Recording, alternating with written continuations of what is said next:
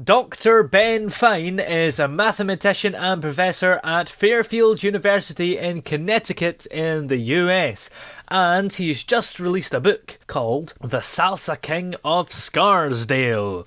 And he's here with us now. How are you today? I'm good. Are you Scottish? Yes, I am indeed. Good. I've been there many times. So, Yeah, I mean, you can't really come at the moment, I'm afraid, but now you have a new book out, of course, called The Salsa King of Scarsdale. yes. What is the book about, first and foremost? Well, it's a sort of tragic comedy about a middle-aged doctor from Scarsdale, New York, who uh, essentially dissatisfied with life and winds up having an affair with his receptionist. Mm. Yeah, And it's sort of a tragic comedy. yeah. How long did it take you to come up with the story and write the book? About 2 years. The story I gleaned from a true story, Yeah. but to turn it into a novel, it took about 2 years. Was this a true story that you knew personally, or was it one that you researched and found out about? No, no, I didn't know it personally. It was a friend of a friend. Ah, Was the story. So, of yeah, course, I had to make it into a novel, but yeah. the bare bones of the story came from a friend of a friend. Ah, and the people who were involved in the true story, are they aware of this book? Yes. Ah, do you know what they think of it? Well, the guy who it's based on was not happy with the story. But he was not happy because, although the from what I've heard, people find him very sympathetic, Hmm. but he was not particularly happy with the story. Yeah. I suppose if someone's writing a story about someone, that person is never going to be happy because there's always going to be something that it's impossible for the author to get exactly right about them. Oh yeah, oh yeah. Well, the one part of the story that he hated was the fact that he did leave his wife, and he comes off a little bit Yeah. of a philanderer. But it in the context of the story, he comes off as sympathetic. So Yeah. So I suppose the book does a better representation of him then. yes, yes. Yeah. So what do you do to help you write? Do you do anything to get you focused? I watch a lot of movies. I love movies, Oh, and me too. I think of each thing I write as a little movie script. Yeah. Movie scripts are very difficult to write, but I think of it that way. Yeah. So I picture everything as a movie scene. So I watch a lot of different movies to get a feel. That's sort of my way of getting into the writing. Yeah. That's a good way to do it. And is this your first book? Have you written many before? This is well, I've actually written 15 books, but Wow. 12 of them, 13 of them are in mathematics. This is my third novel. Yeah. So the mathematics ones, I take it they're a world away from the novels that you've written. Oh yeah, they're completely different, completely different. Yeah. I have a bunch of research monographs and a few that could be considered textbooks, Yeah. that type of thing, or pseudo textbooks. Is there a similarity in the process of making the books, or not really? Not really, not really. Although I think of even when I'm writing mathematics, I try to make it as readable as possible. Yeah, that's a good way to do it. So you are a professor at Fairfield University. Is it mathematics that you do there? Yes. So is writing something that you've always wanted to do? I mean, or was it just a bit on the side? In a way, yes. I've always been a storyteller. Yeah. Picture the guy who lives in the guy at the end of the bar telling stories. Yeah. And I've always been a storyteller. And Yeah. then I started writing about 7 years ago, writing down many of my stories. Yeah. So originally, did you just think, oh, I'm just a storyteller, there's nothing in this, I'd rather just do the maths? Or did you always think that your destiny would be coming up with a novel? I can't say that. I've always told stories, and Yeah. everyone said you should write a book about this. You should write that down. You should write that down. Eventually, I did. Hmm. It's an odd story how I got into it. We have a graduate program in fine arts at Fairfield University. Yeah. I was the director of the graduate program in mathematics. So I went to a meeting and they were talking about this brand new fine arts program. And something clicked in my head. And I said to the director, I said, will you accept faculty into your program? He said, yes and no. And I liked his answer. Yeah. Yes and no, or yes, we'll take faculty in, but nothing special. You have to apply. You have to have talent. Yeah. So I submitted a story and they took me. So that's how I got into writing my stories down.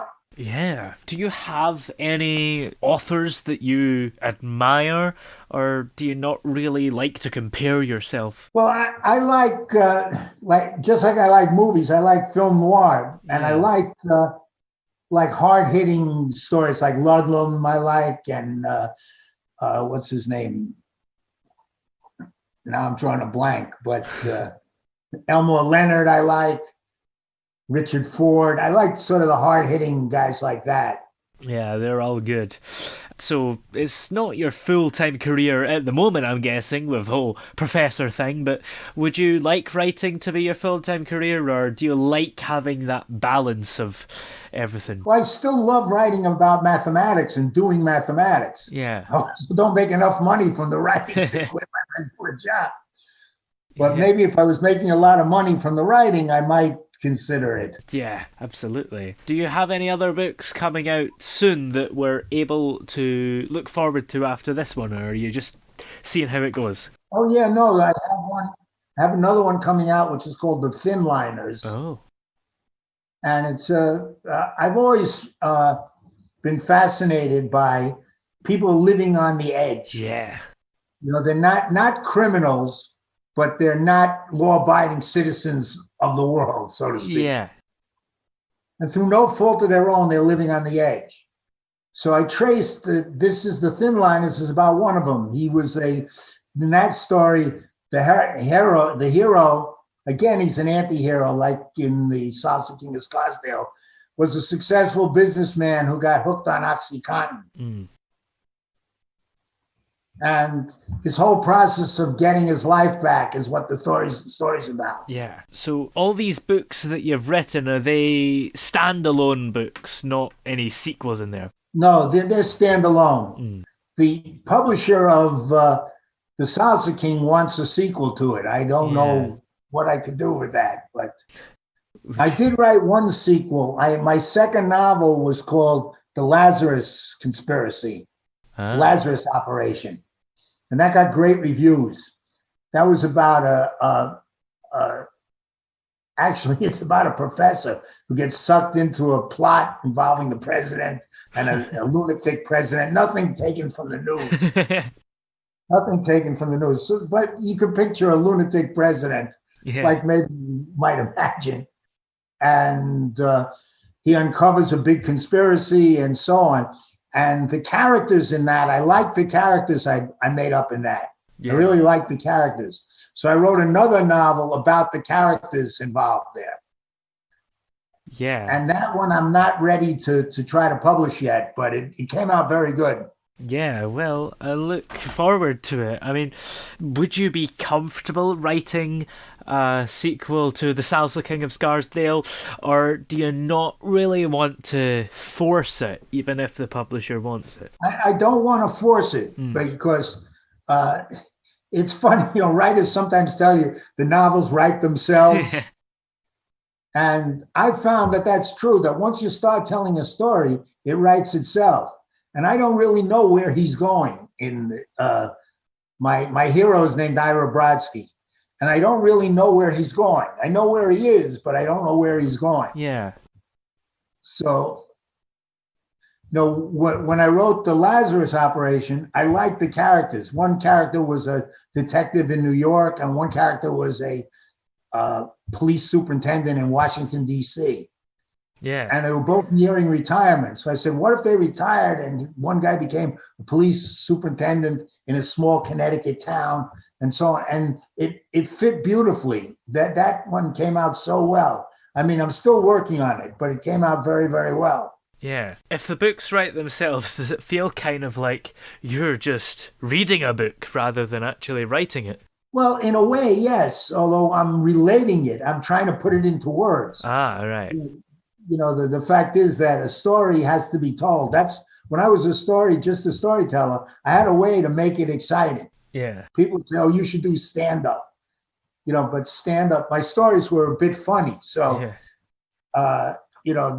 That I never thought of doing stand up, but you can tell a story so that it's dead, or you can tell a story so that everyone laughs at it, or everyone's scared by it, and so on. So that's what I mean when the story writes itself. The plot sort of comes to your brain like it's there.